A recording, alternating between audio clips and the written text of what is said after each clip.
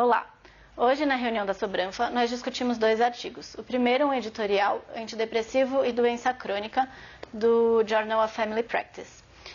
Esse editorial trouxe um artigo para discussão. Um artigo que falava sobre o uso do citalopram em pacientes com IC. Eles fazem um estudo com dois grupos, um tomando o escitalopram e o outro tomando um placebo.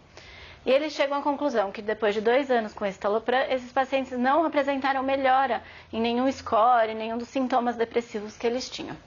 E aí eles questionam se essa depressão, então, seria uma depressão como reação à doença. Na caso, o que acabamos discutindo foi que, apesar da depressão poder realmente vir da fragilidade, por causa do diagnóstico da doença, da irreversibilidade desse diagnóstico, às vezes entrar com um antidepressivo pode ajudar o paciente a lidar melhor com essa depressão. Não é porque a gente encontrou uma causa para essa pessoa estar triste e com sintomas deprimidos que um antidepressivo não pode ajudá-la a lidar melhor com isso. Mas é claro que a gente também precisa garantir que a gente não está tratando como depressão uma fragilidade ou um cansaço, uma dispneia de um paciente que tem uma insuficiência cardíaca. O próximo artigo chama Tolerando a Incerteza e é do New England Journal of Medicine.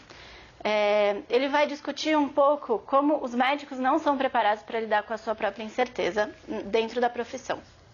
Ele fala que nós temos uma escala de cinza e é uma batalha humana a gente tentar lidar com isso, lidar com respostas que não são preto no branco, que não é sim ou não, que não existe uma única resposta certa.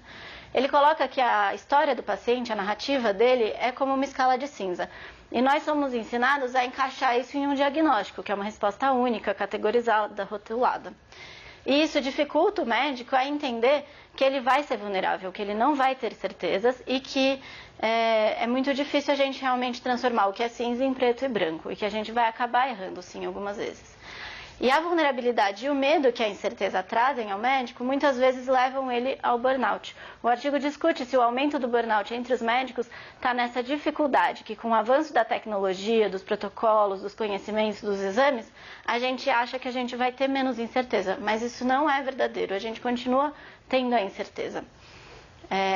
Ele coloca também como a gente pode trabalhar isso no ensino do médico. Então, a cobrança da resposta certa ela é muito complexa, porque as respostas elas não são únicas e elas às vezes variam, e às vezes você acha que é um diagnóstico, mas é outro. Então, ele sempre coloca que talvez seja melhor a gente falar sempre em hipóteses diagnósticas e não num diagnóstico fechado, e entender que algumas respostas elas não têm uma única resposta correta. Ele acaba com uma frase do Osler, que a medicina é uma ciência da incerteza e uma arte de probabilidade. E, ironicamente, ele diz no artigo que a única certeza que a gente sempre vai ter é que não existe certeza.